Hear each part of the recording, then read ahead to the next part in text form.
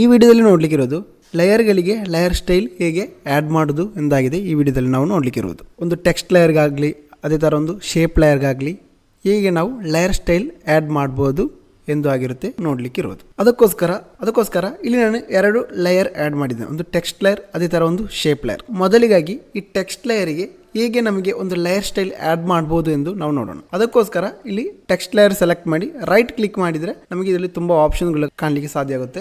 ಇದರಲ್ಲಿ layer style ಎಂದು ಒಂದು ಆಪ್ಷನ್ ಇದೆ. ಈ ಲೇಯರ್ ಸ್ಟೈಲ್ಗೆ ಹೋಗಿ ನಿಮಗೆ ಯಾವ ಲೇಯರ್ ಸ್ಟೈಲ್ ನಿಮಗೆ ಬೇಕು ಅದು ನಿಮಗೆ ಯೂಸ್ ಮಾಡ್ಬೋದು. ಈಗ ಇಲ್ಲಿ ನಾನು ಡ್ರಾಪ್ ಶ್ಯಾಡೋ ಎನ್ನುವ ಈ ಒಂದು ಲೇಯರ್ ಸ್ಟೈಲ್ ಜಸ್ಟ್ ಒಂದು ಕ್ಲಿಕ್ ಮಾಡ್ತೇನೆ. ಈಗ ನೋಡಿದರೆ ನಮಗೆ ಲೇಯರ್ಗೆ ಒಂದು ಸ್ಟೈಲ್ ಬಂದಿದೆ, ಡ್ರಾಪ್ ಶ್ಯಾಡೋ ಬಂದಿದೆ. ಅದೇ ಥರ ಈ ಒಂದು ಟೆಕ್ಸ್ಟ್ ಲೇಯರ್ ನೋಡೋದಾದರೆ ಈಗ ಲೇಯರ್ ಸ್ಟೈಲ್ ಅಂದರೆ ಈಗ ನಾವು ಆ್ಯಡ್ ಮಾಡಿದ ಆ ಒಂದು ಡ್ರಾಪ್ ಶ್ಯಾಡೋ ಆಗಿರುತ್ತೆ. ಇಲ್ಲಿ ನಮಗೆ ಆ್ಯಡ್ ಆದದ್ದು ಲೇಯರ್ ಸ್ಟೈಲ್ ಅದರ ಒಳಗೆ ನೋಡಿದರೆ ಬ್ಲೆಂಡಿಂಗ್ ಆಪ್ಷನ್ ಕೆಳಗೆ ಆಗಿರುತ್ತೆ ನಮ್ಮ ಡ್ರಾಪ್ ಶ್ಯಾಡೋ ಎನ್ನುವ ಈ ಒಂದು ಆಪ್ಷನ್ ಇರೋದು. ಈಗ ನಾವು ಆ್ಯಡ್ ಮಾಡಿದ ಎಫೆಕ್ಟ್ ಅಂದರೆ ಡ್ರಾಪ್ ಶ್ಯಾಡೋ.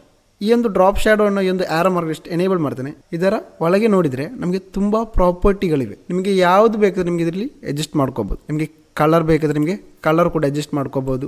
ಈ ಒಂದು ಶ್ಯಾಡೋದ ಕಲರ್ ನಿಮಗೆ ಯಾವ ಕಲರ್ ಬೇಕೋ ಆ ಒಂದು ಕಲರ್ ನಿಮಗೆ ಅಡ್ಜಸ್ಟ್ ಮಾಡ್ಕೋಬೋದು. ಅದರ ಒಪ್ಯಾಸಿಟಿ ಕೂಡ ನಿಮಗೆ ಇಲ್ಲಿ ಅಡ್ಜಸ್ಟ್ ಮಾಡ್ಕೋಬೋದು. ಮತ್ತು ಇದರ ಡಿಸ್ಟೆನ್ಸ್ ನಿಮಗೆ ಎಷ್ಟು ಡಿಸ್ಟೆನ್ಸ್ ಬೇಕು ಅಷ್ಟು ಡಿಸ್ಟೆನ್ಸ್ ಕೂಡ ನಿಮಗೆ ಇದರಲ್ಲಿ ಕೊಡ್ಬೋದು. ಮತ್ತು ಆ್ಯಂಗಲ್ ನಿಮಗೆ ಯಾವ ಆ್ಯಂಗಲಲ್ಲಿ ಬೇಕು ಆ ಒಂದು ಆ್ಯಂಗಲ್ ಕೂಡ ನಿಮಗೆ ಇಲ್ಲಿ ಅಡ್ಜಸ್ಟ್ ಮಾಡ್ಕೋಬೋದು. ಅದೇ ಥರ ಇದರ ಸೈಜ್ ನಿಮಗೆ ಎಷ್ಟು ಬೇಕು ಅಷ್ಟು ನಿಮಗೆ ಸೈಜ್ ಕೂಡ ಇನ್ಕ್ರೀಸ್ ಮಾಡ್ಕೋಬೋದು.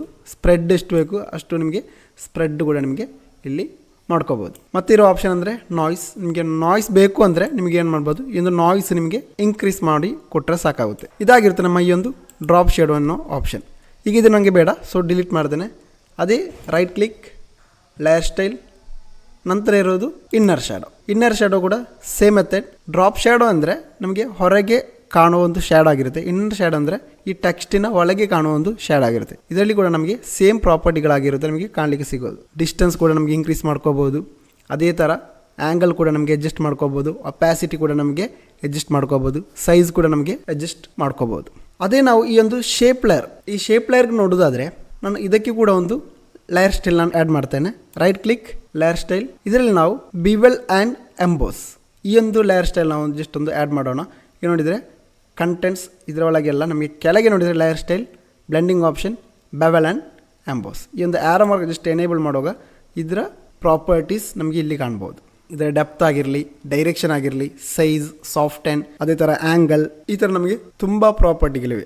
ಇದರಲ್ಲಿ ನಾನು ಇದರ ಸೈಜ್ ಸ್ವಲ್ಪ ಇನ್ಕ್ರೀಸ್ ಮಾಡಿ ಕೊಡ್ತೇನೆ. ಈಗ ನೋಡಿದರೆ ನಮ್ಮ ಈ ಒಂದು ಶೇಪ್ ಲೇಯರ್ ಈ ಒಂದು ಟೈಪ್ ಆಗಿ ನಮಗೆ ಸಿಕ್ಕಿದೆ.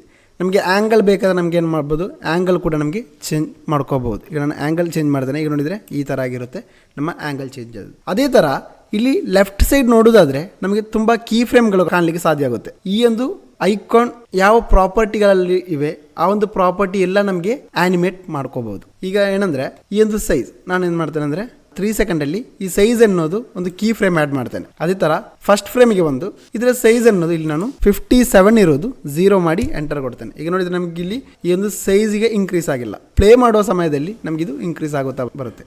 ಕಾರಣ ಯಾಕೆಂದರೆ ಇದಕ್ಕೆ ಆಗಿರುತ್ತೆ ನಾನು ಆ್ಯನಿಮೇಷನ್ ಕೊಟ್ಟದ್ದು. ಈಗ ನಿಮಗೆ ಯಾವ ಲೇಯರಿಗೆ ಬೇಕಾದರೂ ಈ ಥರ ಲೇಯರ್ ಸ್ಟೈಲ್ ಆ್ಯಡ್ ಮಾಡಿ ಆ್ಯನಿಮೇಷನ್ ಕೊಡ್ಬೋದು.